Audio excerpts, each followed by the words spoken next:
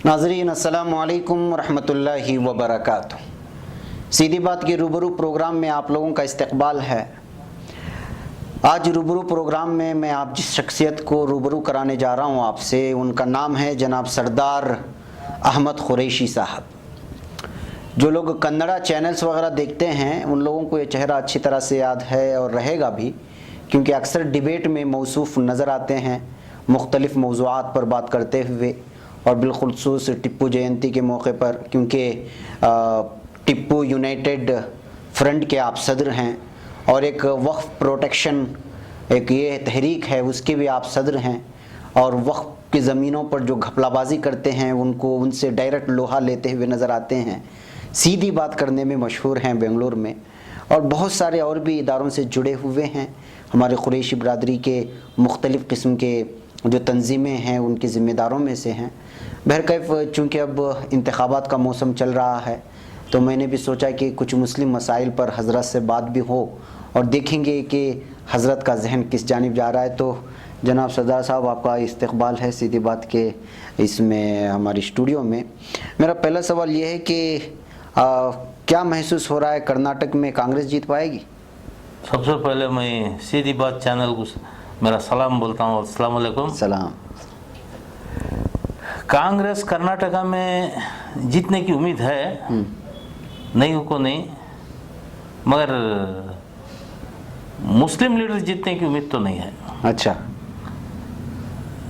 मेरी आवाम को भी मैं ये मालूम कराना चाहता हूँ कि मुस्लिम लीडर के ऊपर मुझे क्या भी दुश्मनागी नहीं है, मोहब्बत आज भी है, सवा भी है। ठीक है, तो मेरा मोमिन भाई, मेरा सवाल यह पैदा होता है कि जब किसी को लीडरशिप मिलती है, मैं आपको एग्जांपल देता हूँ, आप सीधी बात चैनल चला रहे हैं, क्यों आप बुलाकर इंटरव्यू ले रहे हैं? तो आपके चैनल को आगे बढ़ाने का वास्ते इंटरव्यू ले रहे हैं। जब लीडर बनता क्या वास्ते बनता है? कौम का कुछ भला करना, कौम के मसले मसाइल हल करना, इसके वास्ते लीडर बनता है। जो लीडर बनेगा अपनी बीवी के वास्ते, अपने बच्चों के वास्ते, अपनी लोकेलिटी के वास्ते, इसे हमें लीडर नहीं मानते। अच्छा। हमारी बदकिस्मती ये है कि आज हमें ना अच्छे लीडर को पैदा करे, ना अच्छा हमारे ऊपर गाइड करने वाले। माफ़ करना, उलमाए कराम भी मेरे ऊपर नाराज़ होंगे, हमारे उलमाए कराम हैं, क्योंकि मैं इनको भी अंगली क्यों उठा रहा हूँ। तो सबसे पहला फ़र्ज़ होता है उलमाए कराम का, यतीमों का, बेवाओं का हक़ क्या है इसके बारे में हुकूमत से भी लड़के दिलाना और लीडरों से भी लड़ने के वास्ते आलिम बनना। उलमा कोशिश कर रहे होंगे ना? कर रहे हैं तो दिख रहा नहीं।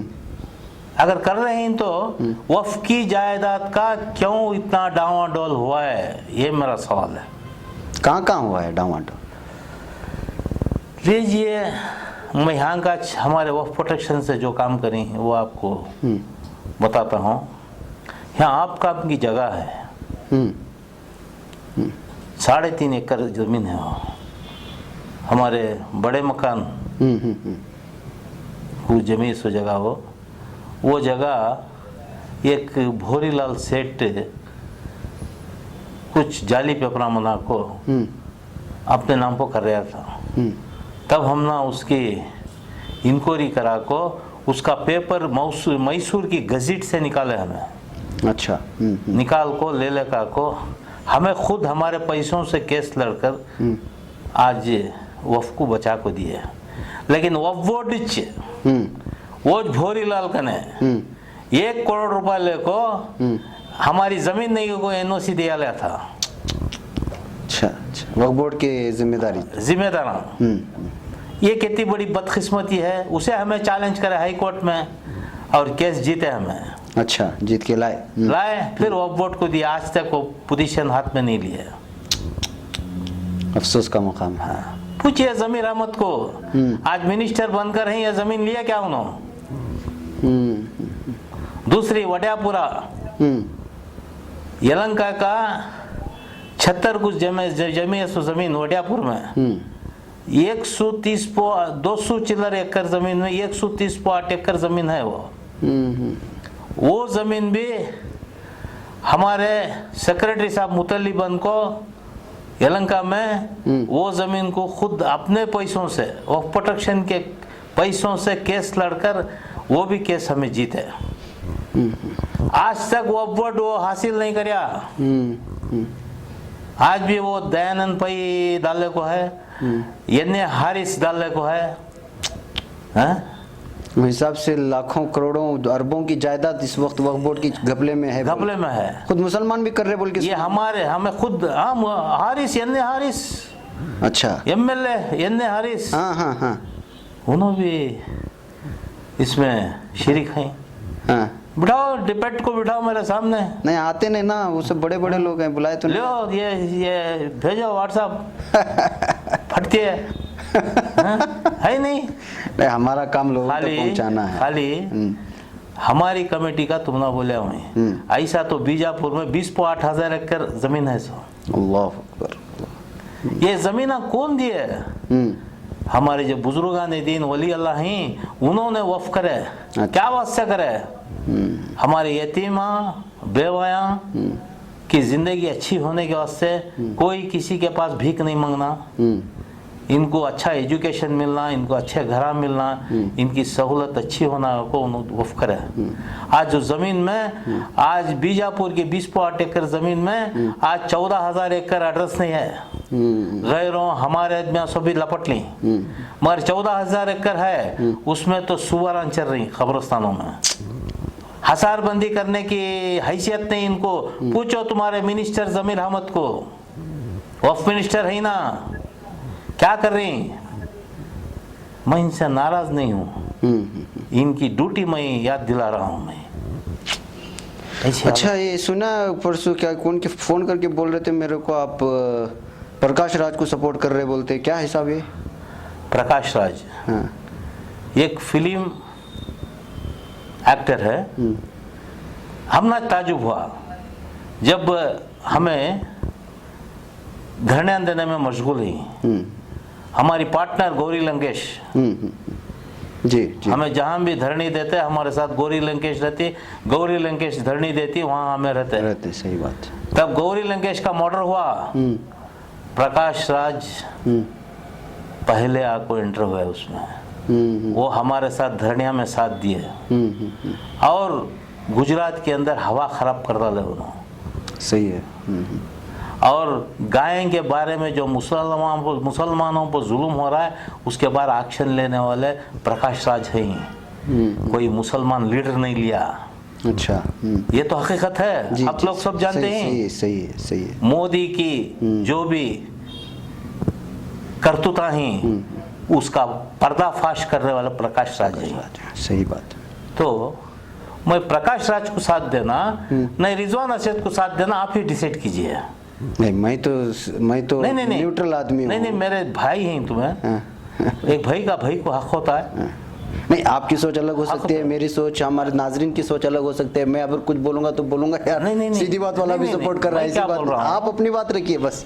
जब रिजवान अरशद जो मुसलमानों पर जुल्म हो रहा है तो कभी असेंबली में आवाज उठाकर है, तो प्रकाश राज फुटपाथ पर होगा आवाज उठाकर है। अच्छा प्रकाश राज फुटपाथ असेंबली में नहीं है, पार्लियामेंट में नहीं है, फुटपाथ में रहकर हमारे साथ आवाज उठाकर है। तो ऐसे इंसान को हमें साथ देना, कैसे इंसान को साथ देना, इसीलिए हमें प्रकाश राज को साथ दे रहे। अच्छा और ये भी सुना कि पूरी मुसलमान पब्लिक माइनॉरिटी पूरी उसी के पीछे है बोल के, पूरा नौजवान तबका उसके पीछे है। अच्छा हमें क्या बोलना सो, हमारी तो उम्र होगी 60-50 साल हो गए, आज नौजवान तबका तक प्रकाश राज की जयकार बोल रहा है। अच्छा कई को बोल रहा है प्रकाश राज कुछ अच्छा काम करे है। गौरी लंकेश का जो मर्डर करे, आज वो केड़िया को पकड़ को देने वाला प्रकाश राज, जो धरनी में पूरे में गलाटा कर को हुकूमत से लड़कर आज वो चोरों को पकड़े हैं। तो कि ऐसे लीडर को हमें लाई नहीं लाना। नहीं अब देखा है, अब क्या बोल रहे हैं, अभी पूरे बड़े बड़े उलमाए किराम भी हैं, बहुत सारे लोग क्या बोल रहे हैं इस वक्त जो है मोदी चूंकि आ जाएगी 2019 में, तो बड़ा मसला हो जाएगा, इस वजह से एकजुट होकर के हमको वोटिंग करना पड़ेगा बोल के उनका मानना है। ये सही है। हाँ। मोदी चुनकर आ जाएगा। मैं कर्नाटका के 20 पार्ट सीट हैं। 20 पार्ट सीट में मोदी को हराना जरूरी हमारा फर्ज होता है। आज कांग्रेस से जनता दल मिलकर इधर इलेक्शन लड़ रही है। हमें तो उम्मीद है बहुत सारे पार्लियामेंट को जाने वाले हैं कांग्रेस के जनता दल के उम्मीदवार। लेकिन मुसलमान के वास्ते की हमें पीछे का पो मार रही है। मैं बेंगलुरु सेंट्रल में बोलिए, आप मुसलमान मत बोलिए। नहीं हाँ। की को तो बेंगलुरु सेंट्रल का कैंडिडेट है। वो कैंडिडेट कभी कौम की प्रॉपर्टी के वास्ते लड़ा है, कौम के वास्ते कभी बात कर है, तो टीपू सुल्तान के बारे में बात कर है। तो चलो हम रिजवान अरशद को जीतेंगे। प्रकाश राज हमना कोई बड़ा नहीं है, नहीं है, तो इसीलिए हमें प्रकाश राज को डिसाइड करें सेंट्रल के अंदर। सही बात है। आज हाँ। मैं आपको बताना चाहता हूँ, आज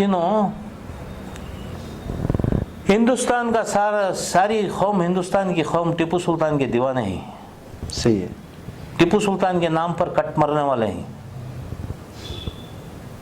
ऐसे टीपू सुल्तान जंग की आज़ादी के टाइम में पहले तलवार उठाने वाले हजरत टीपू सुल्तान रहमतुल्लाह अलैह।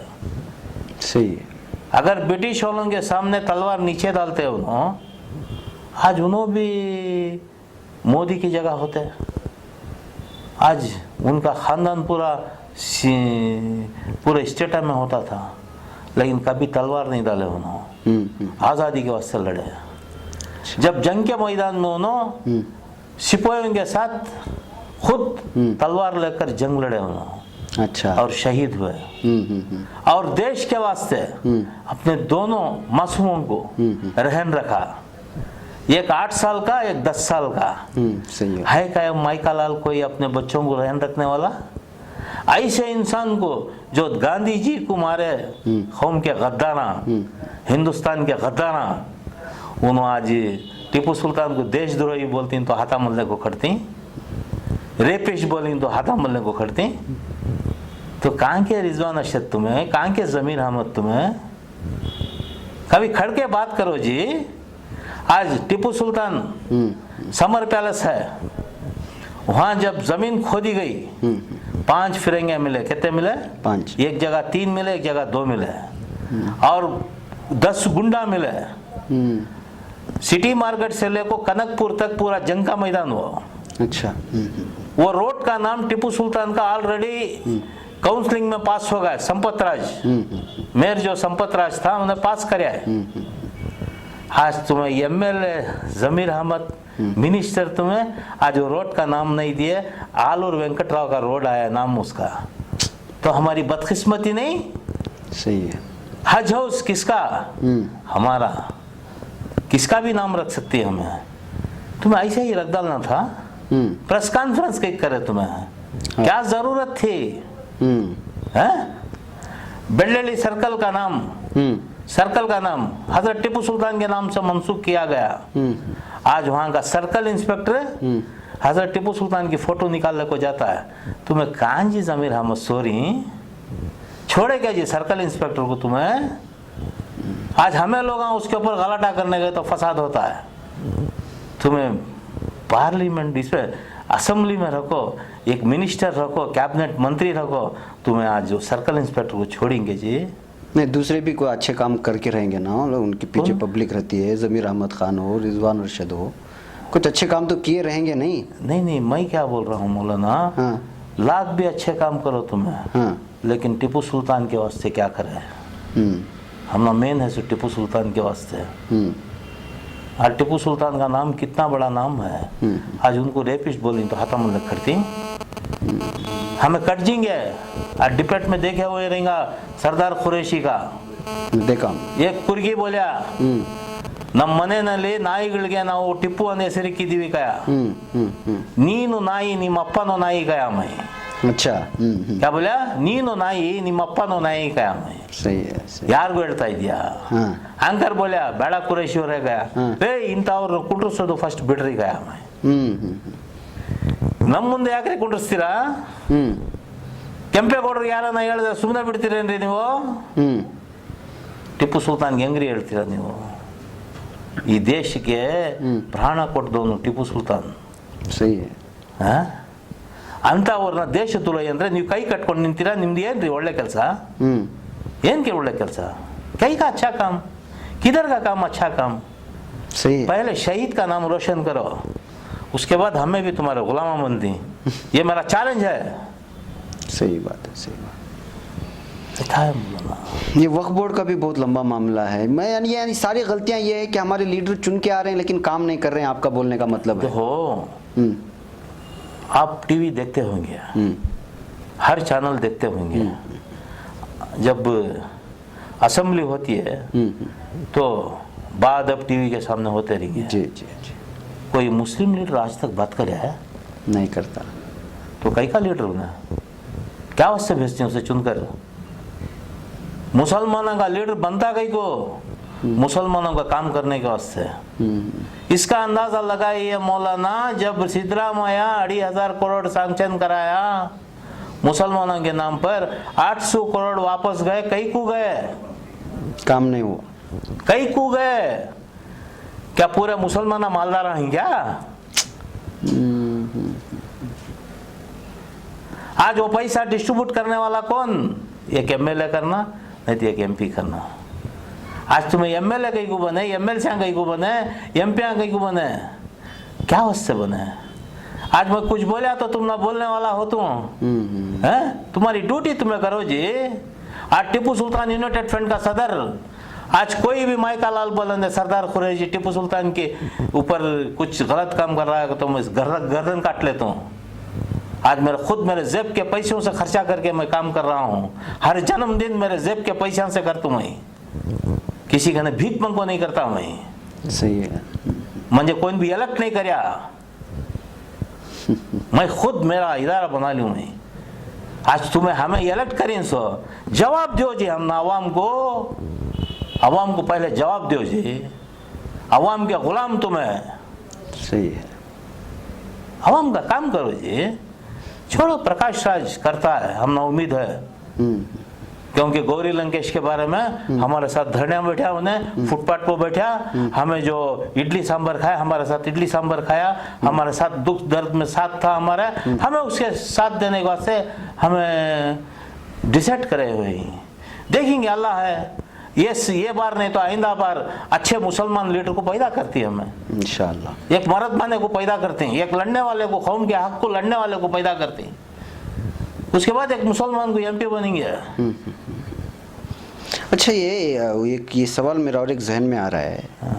ये वक्फ बोर्ड वगैरह में ये एमएलए का इलेक्शन लड़ते हैं, लोग पैसा लगाते हैं, एमपी का लगाते हैं, एमपी को लड़ते हैं, पैसा लगाते हैं, बाद में कमाते भी हैं, उसमें अलग अलग उनके अपने अंदाज हैं। ये वक्फ बोर्ड में कहाँ भी देखो आपसे, मैं रियासत बेंगलुरु की नहीं बोल रहा हूँ, हर जगह पर वो 1-2-3 मेंबरशिप के लिए भी लोग जो है पैसा खर्च करते हैं। वो क्या उम्मीद से वहाँ पे खर्च करते हैं, मेरे समझ में अभी तक नहीं आया। मैं पहले ही आपको क्या कहा था, आप काम की जगह को भोरी लाल ने 1 करोड़ रुपए को एनओसी दिए थे। हाँ। क्या दिए थे? 1 करोड़ लेके 1 करोड़ लेके एनओसी दिए थे। ऐसे कितने एनओसी देखो रहेंगे। सौते शाह मानिक शाह की जगह एक साहेब मुतली बने 120 पे 1 एकड़ जमीन को एनओसी ने को करोड़ों के रुपए लूट डाले, उनको भी रिपोर्ट डाला थी जमीर अहमद। तो जमीर अहमद क्या एडजस्टमेंट है ये सोचो तुम्हें।